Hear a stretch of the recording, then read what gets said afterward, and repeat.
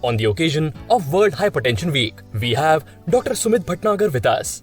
मैं doctor Sumit Bhatnagar, Siddhant red cross hospital, chief cardiac interventionist.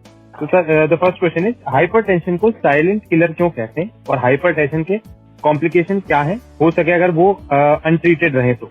Hypertension को silent killer इसलिए कहा जाता है बिकॉज इसका कई बार ऐसे मरीज होते हैं जिनको कोई लक्षण नहीं होता और बिना लक्षण की होने की वजह से इसको साइलेंट किलर का नाम दिया गया है। बहुत लोगों में बीपी बढ़ा हुआ रहता है, उसके बावजूद भी उनको मालूम नहीं पड़ता और फाइनली जब बीपी कंटिन्यूसली बढ़ा रहता है तो उसकी वजह से उनको heart attack, heart fail, kidney में प्रॉब्लम आना और स्ट्रोक जैसे को खतरा बढ़ जाता है।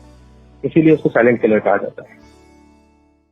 सर, कोलेस्ट्रॉल कम करने के लिए आप क्या ट्रीटमेंट और किस तरह का मेडिकेशन रिकमेंड करेंगे पेशेंट? जनरली सबके अलग अलग है कि कुछ गाइडलाइंस है, अमेरिकन गाइडलाइंस जनरली हम लोग फॉलो करते हैं। उसमें एलडीएल और टोटल कोलेस्ट्रॉल को ज्यादा फोकस करते हैं बिकॉज एलडीएल कोलेस्ट्रॉल जैसे आपने बताया कि बैड कोलेस्ट्रॉल के उसमें रहता है तो वो सीरियसली काफी बैड है और जैसे सबसे इम्पोर्टेंट वो हार्ट अटैक और इन सब चीजों का रिस्क बहुत खराब देता है। तो उसमें अगर हम देखते हैं हमारा टारगेट सब कुछ लोगों के हिसाब से अलग अलग टारगेट रहते हैं तो वो एक डॉक्टर आपको सही सलाह दे पाएगा। उसकी दवाइयां आजकल बहुत अच्छी आ गई हैं और कुछ इंजेक्शन भी आ गए हैं जिनमें अगर फैमिली की हिस्ट्री की वजह से अगर बैड कोलेस्ट्रॉल बढ़ रहा है तो अपन इंजेक्शन के जरिए भी उसको कंट्रोल कर सकते हैं। और बाकी दवाइयां तो आजकल हैं, स्टेटिन करके दवाइयां आती हैं जो बहुत अच्छी दवाइयां हैं, वो कोलेस्ट्रॉल को कंट्रोल करने में बहुत मदद करती हैं। डॉक्टर, क्या ये जरूरी है कि हम अपने लिपिड लेवल्स की समय समय पर जांच कराएं? लिपिड लेवल्स को कम करने के लिए किस तरह के मेडिकेशन या क्या ट्रीटमेंट आप पेशेंट्स के लिए रिकमेंड करें? हाँ, लिपिड लेवल्स का वही मैं बताया कि इम्पोर्टेंट है कि 40 साल तक तो एटलीस्ट मैं तो बोलूंगा आजकल के यंग में जैसे अपन देखते हैं यंग लोगों में बहुत एमआई हो रहा है तो 40 साल तक की उम्र में हर 1-2 साल में तो जनरली सब लोगों को टेस्ट कराते रहना चाहिए, अपना कोलेस्ट्रॉल लिपिड प्रोफाइल कराते रहना चाहिए। और जिनमें भी अगर प्रॉब्लम निकल के आया है जो मेडिसिन वगैरह खा रहे हैं उनमें तो हर 6-6 महीने में वो लोग अपना कोलेस्ट्रॉल का लेवल चेक कराते रहें और उसको मेंटेन रखना बहुत जरूरी है। आइडियली हम लोग जो बोलते हैं एलडीएल 100 के नीचे होना चाहिए। अगर हार्ट की प्रॉब्लम है, कुछ भी ऐसी कोई दिक्कत है तो जिनमें फैमिली हिस्ट्री है, कोई रिस्क फैक्टर है हार्ट डिजीज का तो उनमें 100 के नीचे रखना चाहिए। और रेगुलर एक्सरसाइज और रेगुलर डाइट से भी काफी कुछ कंट्रोल कर सकते हैं। और मेडिसिन आजकल बहुत सारी आ गई हैं, जैसे सबसे इम्पोर्टेंट है स्टैटिन जिनकी मल्टीपल इफेक्ट्स हैं और बहुत बेनिफिशियल है, जो कि आगे होने वाली बीमारियों को भी बहुत रोकती है। एक्सेसिव कोलेस्ट्रॉल का खून में ज्यादा होने के क्या मुख्य कारण होते हैं? कोलेस्ट्रॉल जैसे LDL cholesterol is bad cholesterol, तो उसके ज्यादा होने से क्या कॉम्प्लिकेशंस हो सकते हैं? इसमें सबसे इम्पोर्टेंट होता है जो बोला जाए हाई कोलेस्ट्रॉल का सबसे बड़ा मोस्ट कॉमन कॉज अगर देखा जाए तो वो है फैमिली हिस्ट्री।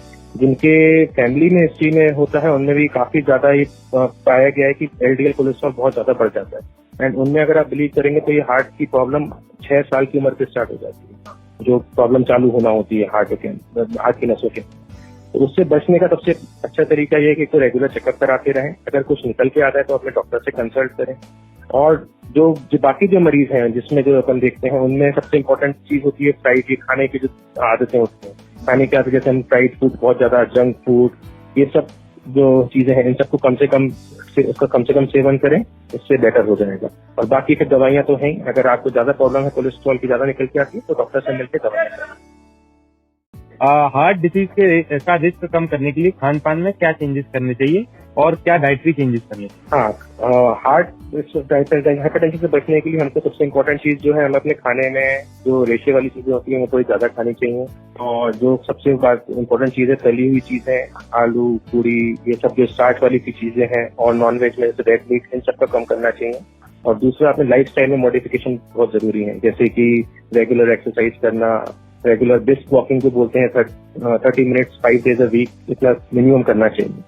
नहीं तो योगा, प्राणायाम, जो लोग नहीं कर सकते तेज वॉकिंग, उनके लिए योगा, प्राणायाम वगैरह ये सब चीजें करना चाहिए। कोविड-19 के समय में आप हार्ट डिसीज के पेशेंट्स को क्या सलाह देंगे और उनको क्या प्रिकॉशंस लेने चाहिए सो दैट वो कोविड इन्फेक्शन से बच सकें? और अगर उनको कोविड इन्फेक्शन हो गया है तो उनको किस तरह के प्रिकॉशंस या मेडिकेशन चेंजेस करने चाहिए? हाँ, अभी मैं कोविड में सबसे बड़ी बात बताना चाहूंगा। कोविड में एक सबसे बड़ी चीज हुई है, सब लोग घर में लॉकडाउन है तो सबकी डाइट की हैबिट बहुत चेंज हो चुकी है। अब घर में है तो काफी चीजें, तली हुई चीजें, ऐसी चीजें हो रही हैं। तो मैं सबसे इम्पोर्टेंट यही बोलूंगा कि थोड़ा डाइटरी चेंजेस अपने जो है उसको थोड़ा ध्यान रखें। ऑयली फूड वगैरह को अवॉइड करें, रेगुलर एक्सरसाइज करें, अगर बाहर नहीं जा सकते तो घर पे योगा या प्राणायाम वगैरह ये सब चीजें करें। सोशल डिस्टेंसिंग मेंटेन करते हुए, फ्रिक्वेंट हैंड वॉश करते हुए अपनी चीजों को, अपनी एक्टिविटीज को करते रहें। और सबसे इम्पोर्टेंट जो मैं एक चीज मैसेज देना चाहता हूँ कि कोविड-19 में मैंने मेरे काफी मरीजों के साथ देख रहा हूँ कि कई बार क्या हो रहा है कि कोविड के डर से वो लोग अब डॉक्टर को जैसे दिखाने नहीं जा पा रहे तो दवाइयां बंद कर रहे हैं। तो अगर आपको किसी भी चीज की बीपी, शुगर की दवाइयां चल रही हैं तो उसे बिना डॉक्टर के दिखाए बंद ना करें, आपके डॉक्टर से कंसल्ट करें। अगर फोन जा नहीं पाते तो फोन पे कंसल्ट करें। अगर हो सके तो आसपास बीपी वगैरह कुछ भी प्रॉब्लम हो, हर चीज कोरोना नहीं है, हर प्रॉब्लम कोरोना नहीं है, हर बीमारी कोरोना नहीं है। तो अगर आपको हार्ट की दिक्कत हो रही है या किसी भी चीज की दिक्कत हो रही है तो एक बार अपने डॉक्टर से कंसल्ट करें। उससे घबराए नहीं, कोरोना से डरे नहीं, कोरोना से लड़ेंगे तो जीतेंगे।